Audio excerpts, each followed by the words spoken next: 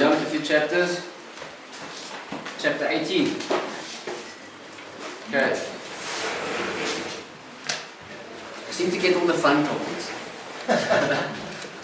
Alright, please make everything easy. I can't take it if things are too hard. Yes, life would be so much more fun if everything was easy. Right?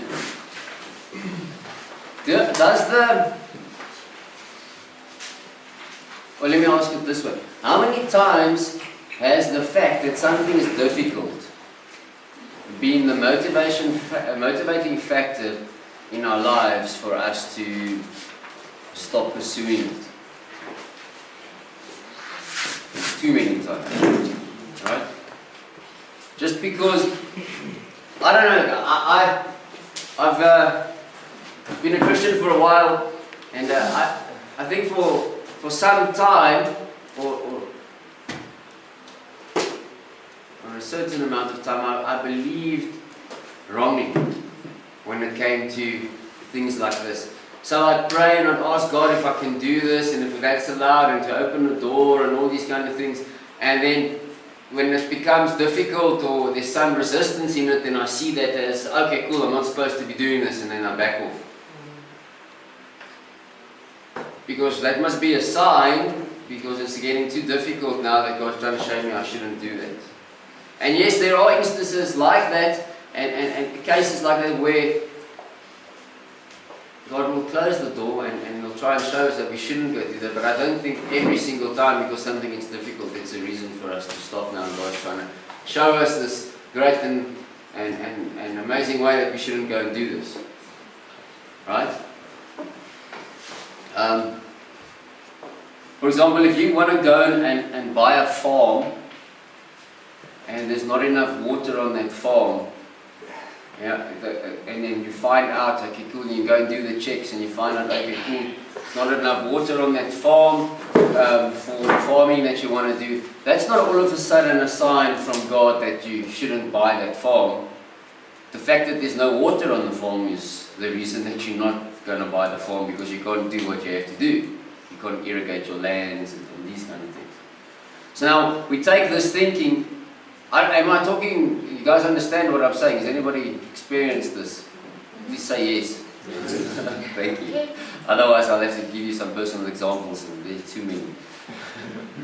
Alright, so now we carry this thinking into everything we do. Right? Whether we do it willingly or subconsciously, but it's there. So we say we're going to start studying something. Okay? And then we're super committed because the idea of studying something is a good idea, and it seems wonderful and it seems cool. And then when it comes to doing the studies and following through on the commitment, these kind of things, we say, I don't really want to do it in any case because my mind's changed now, or I feel different about it, or these kind of things. And then we end up with so many opportunities that we've started but nothing that we've completed, right?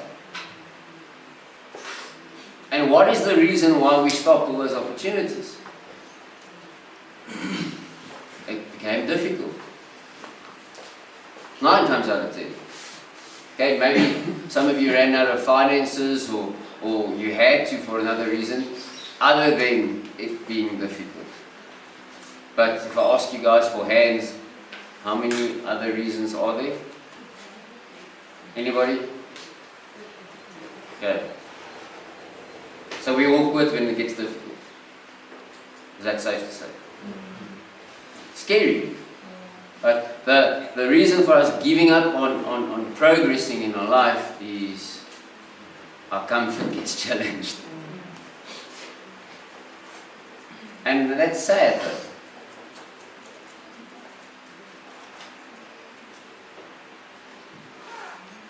And do we change? Or do we approach the next thing the same way? Right? Staying clean, being addiction free is easy when you're not challenged. It's easy when everything goes your way. It's easy when everybody trusts you. It's easy when nothing goes missing in the house. It's easy when there's money in the bank. It's easy, all these kind of things. But as soon as anything becomes difficult, we fall back in addiction. Okay, I'm speaking about addiction because that's the main reason that we're here, but it could be any behavior pattern. If it's lust, and as soon as it becomes difficult, we fall back into that.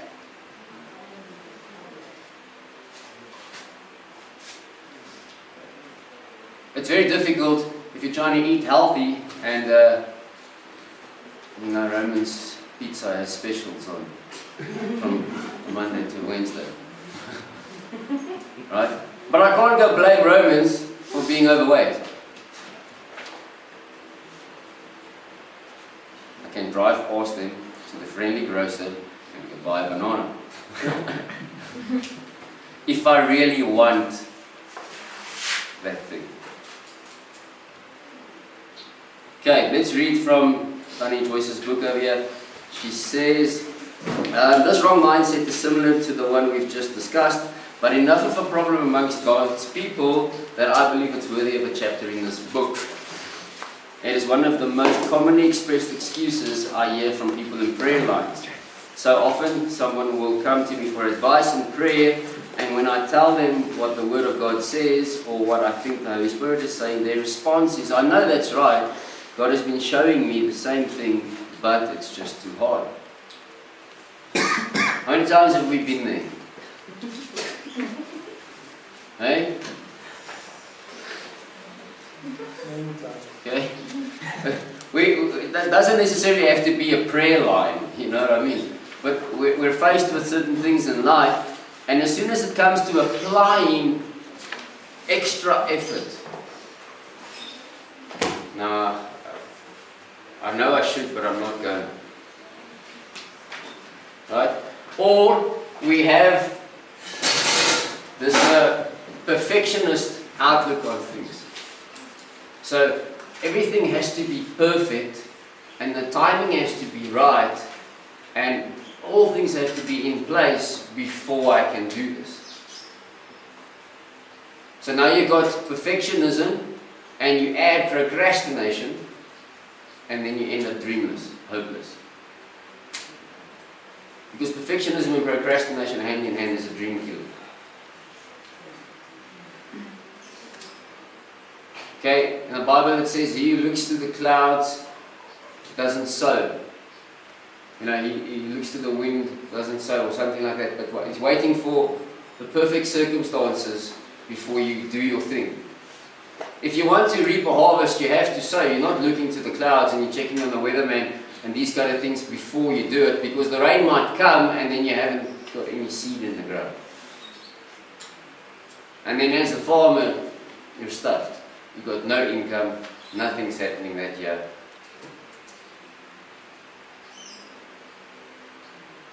Alright? Now, the Bible uses those farming as the guide or the examples of things, but it's still accurate today. You know? But let's take an example. Back in those days, it was the main source of income was the farmers. Right? So now you sow your seed this year and it's a drought. Okay? Based on how we've been reasoning, I'm no longer a farmer next year. Because there was a drought this year, I'm done with that, screw that, I'm no longer a farmer. Then next year comes and it rains a lot, but I'm no longer a farmer because I had one difficult year. So I miss out on the next year. Or 2 or 3 years are difficult, but now I'm no longer a farmer. That's it, because it's difficult. It's not raining, I'm not getting my own way, things aren't working out.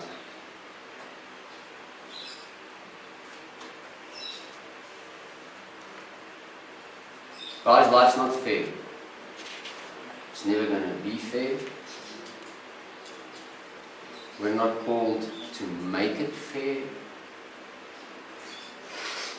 How can I say that? We're not. We're called to shine our light. As Christians, we're called to be Jesus to people and help them through the difficult times. I cannot fix things that aren't in my power, but that what is in my power, let me not stop doing it and making it good and pleasant because it becomes uncomfortable.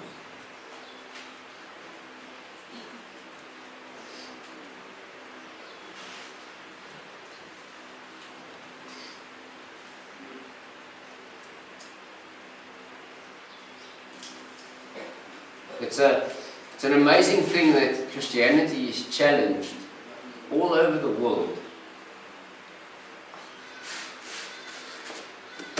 And we don't seem to understand why we accept it as a challenge to religion. But if we go and look why, we don't find answers, because I don't think we want to accept the reasons why. Because you're called to turn the other cheek. You're called to be humble. You're called to consider others more highly than yourself. You're called to work hard. You know, the Bible says if a man doesn't work, he should not eat. Right? Now, we go and look at, and this is the most challenged religion, and I'm not trying to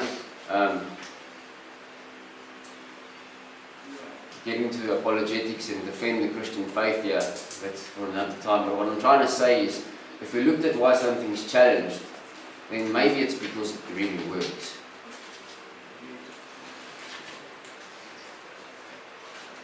I'll use a boxing analogy. Do you guys know who Floyd Mayweather is? Yes. Alright? Based on his record, 50-0, is he the best boxer that's ever lived? Only on his record. Yes. There's nobody else who's got 50-0. Right? So when people fight Floyd Mayweather, what do they want?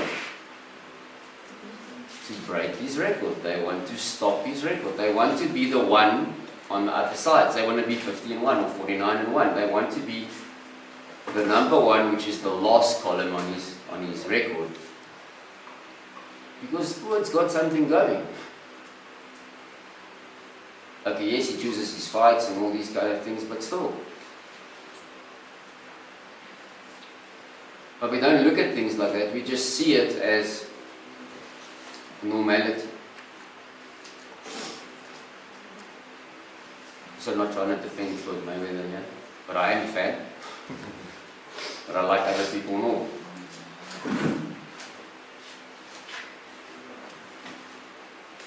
If we look at anything in life, anybody successful, semi-successful, did they push through the difficult times? Yes. The people who aren't successful or are unhappy or these kind of things give up when the times get difficult.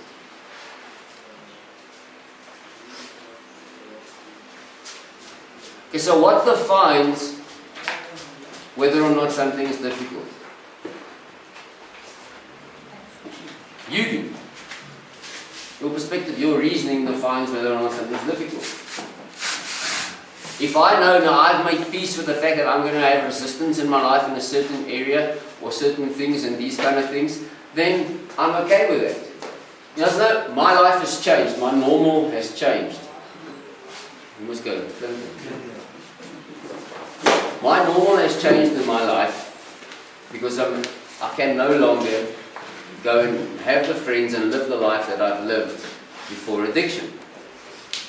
Okay? So when I go visit my friends or my family and they're at a braai or anything like that, and they are drinking and they are having a good time, I don't feel like the victim in that situation. I'm going through this difficult trial and I'm not allowed to do this and this is too difficult. No, I've changed my normal, I've changed my perspective, I've changed my perception of what I'm allowed and not allowed to do. So I go there, my normal has changed, I'm a different person, so it's not abnormal for me not to drink. I'm not all of a sudden getting done in, I'm not all of a sudden missing out on something, I no longer do that.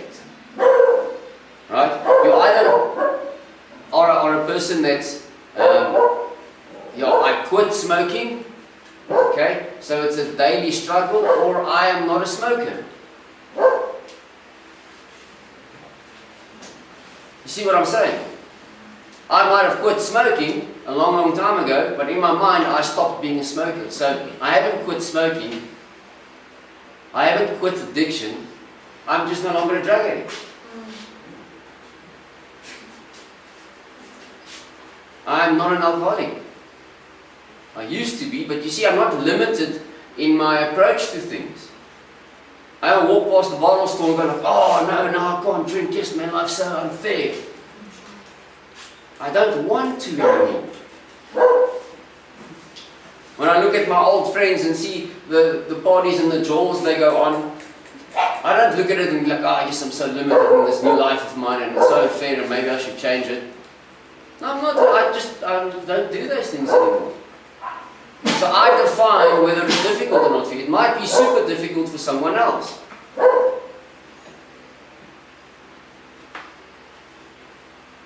But you see, if you change your approach, how you can change your outcome. See, I don't know if we all get it all the time. You know, it's not a foreign thing for life to be difficult. So I just want to go shut that dog out. Oh, he knows. It's not a strange thing for things not to go our way. And because I've accepted it like that, if something like that happens, I'm not swayed.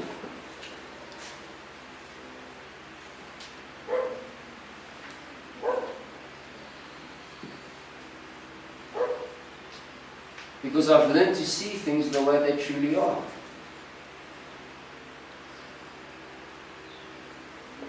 I don't base my value on what other people think of me, what other people do to me or for me or these kind of things.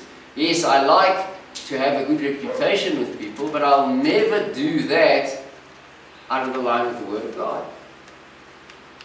I'm not all of a sudden going to let you try and be more likable but compromise on my values and my beliefs.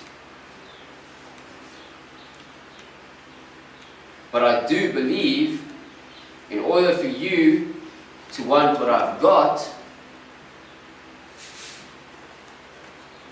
it must look nice.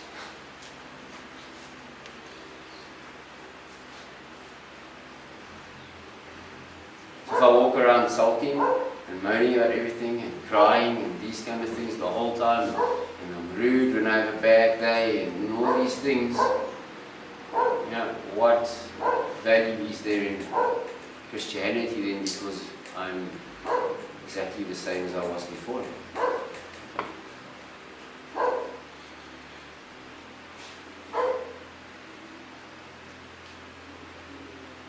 So please don't measure me against Jesus. I come short. I need Him. I'm not Him. Okay, but I try very hard not to let the stuff from my personal life get into work life.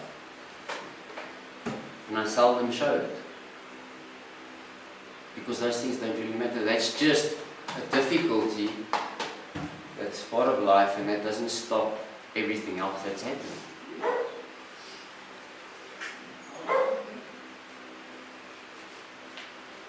Right.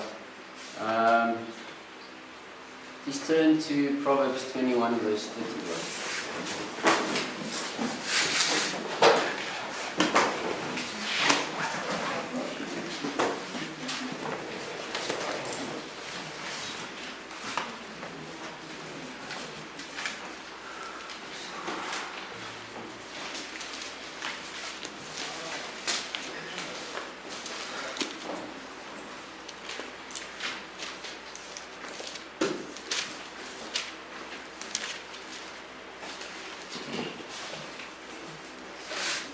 Is everybody there?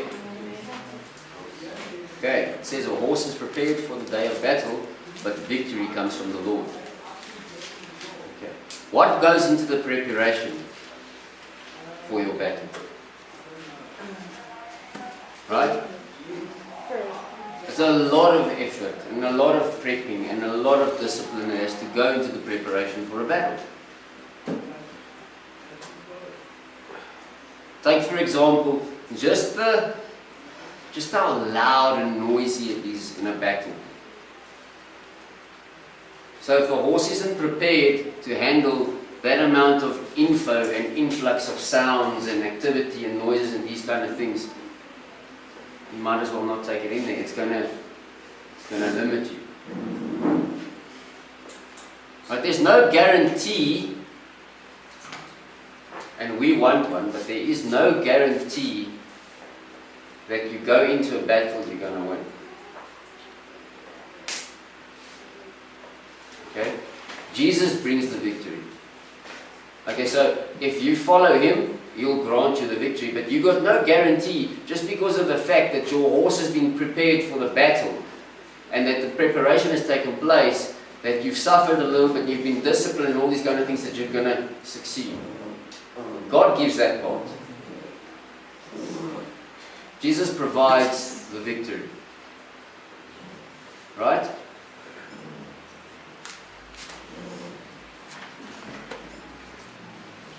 We need to understand that not everything is going to be easy. It's not always going to be fun. But change your approach from something being fun versus something being worthwhile.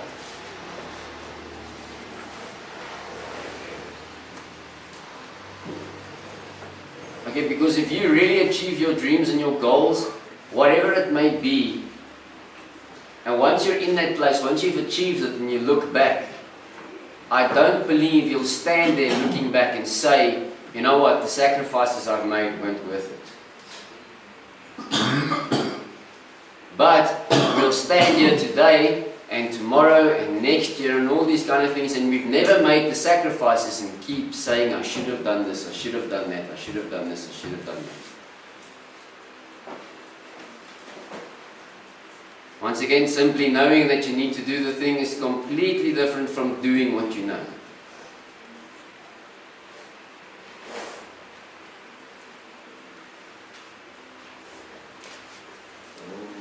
Okay, Proverbs 3.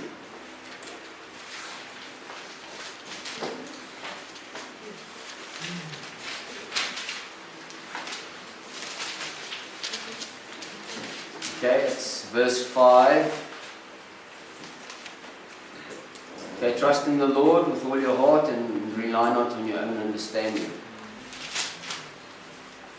Okay, what does your own understanding tell you in a difficult situation? That give up, back off, move away, quit. Alright? Now, this verse basically says, do it in the opposite way. Trust in the Lord. So even though it's difficult, trusting in the Lord doesn't mean a difficult situation goes away. Even though it's difficult, even though it's tough, even though you are called and expected to let go of certain things, because I trust in God, I will carry on with this. Okay. Dog politics. Alright. Galatians 6 verse 9, I'm going to end there.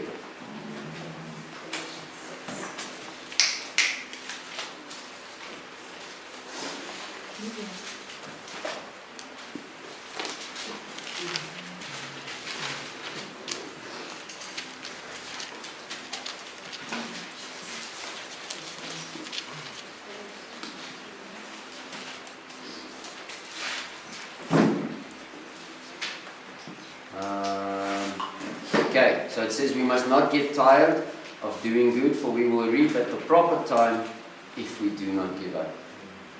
Right? See that little word called if? That means there's a condition given to it. We will reap a harvest if we do not give up. Right? So what happens if we give up? You miss the harvest. So you've put in all this effort. Let's take, for example, recovery. So we've done 6 months in rehab and it sucked and it's not lekker and all I wanted to do is go home. So I've done the 6 months and now all of a sudden I get back to my old friends and they offer me some form of substance and I use it, I miss the harvest of the 6 months that I've just given in. Right? Your harvest might have come 2 years later, but now you're 6 months back again. Right? Count every day and add it to the if part of that verse. If you do not grow weary. Because you know your harvest will come. When it will come, how it will come, we don't know. But we know for a fact that if I stop now, I don't get it. That is a certainty. If I quit while it's going tough, the certainty is I'm not getting my harvest. If I give up, I know I'm not going to get the result.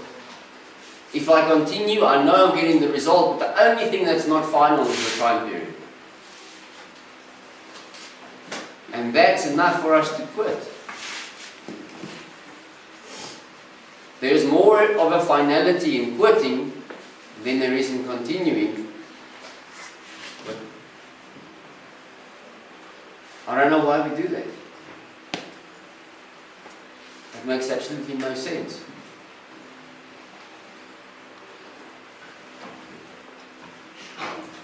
Okay, so you'll reap the harvest if. Alright? And I believe the part where that if is in there, it's to check that we've got a commitment into it. That we put effort forth. Yes, God gives the increase and God changes our lives, and without Him these things won't be possible. But we can't be divided. We can't have half a commitment.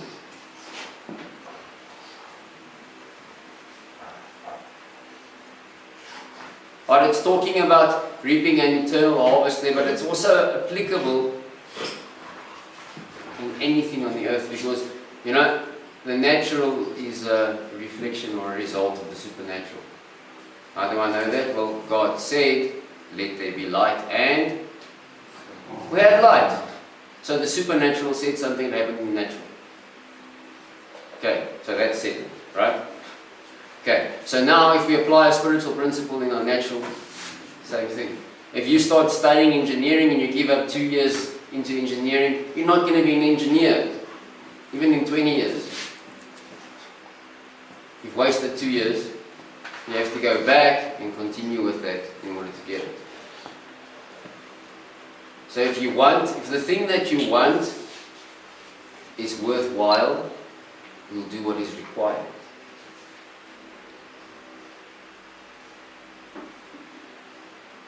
So at the end of the time, if it's not worthwhile, you won't do it.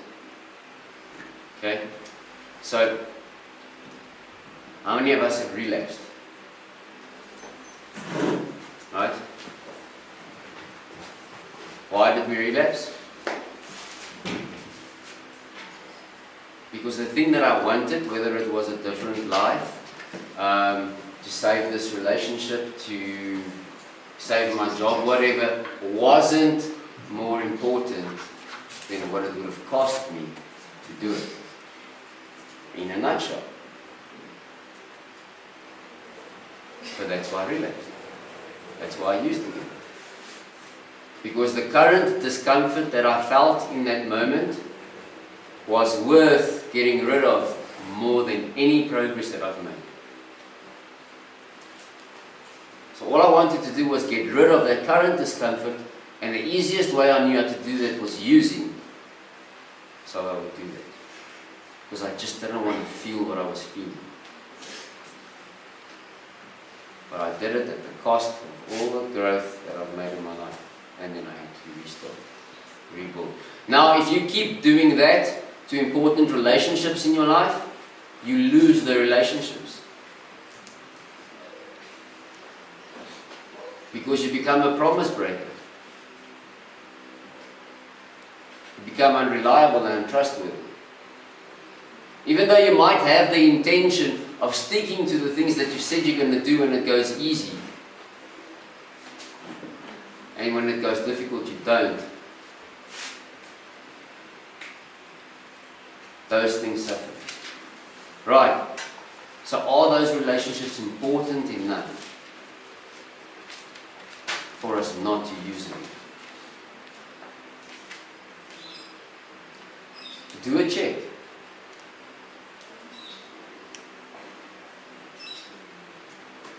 Imagine your life without your significant other, the love of your life, or without this opportunity, or without that. Imagine it without that for 5 or 6 years, and the pain and the discomfort, all these kind of things. I know we can't accurately imagine those things, but just try and say, all right, if the result that I get from there, do I want that because I can do this? And if I don't, all right, cool, no matter what, this relationship is the most important thing I'm trying to say.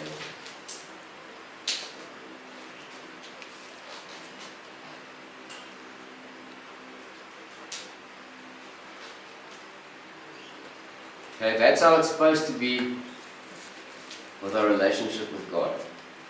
That's the most important relationship, and nothing else will come in the way of us compromising in that relationship. But I know everybody doesn't understand that yet, or grasp that, so I'm trying to show you guys that out of a normal relationship,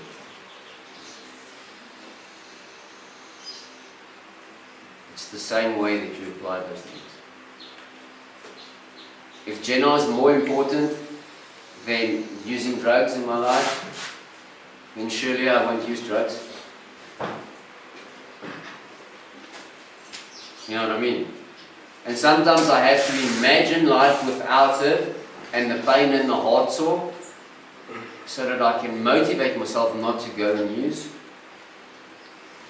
Because I know that discomfort and that pain and that void that I'll have in my life because of drugs, that void won't be worth it. So I don't do that because I don't like that.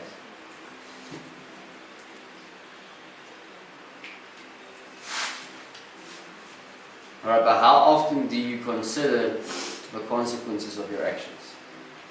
Or do we just make decisions like that based on our feelings and based on our situations or circumstances? We do that, right? I'm upset now, I'm happy now. Now, many of my relapses have come from great experiences, promotions, and deals that have come through, and all these kind of things. Well, let's celebrate. So I celebrate myself into a relapse and then sacrifice the job opportunity or the contract in the process.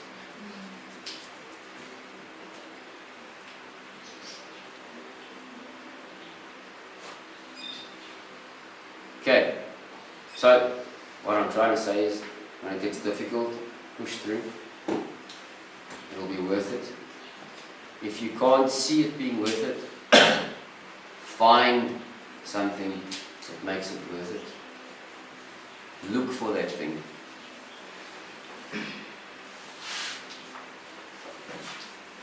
Okay, let's pray.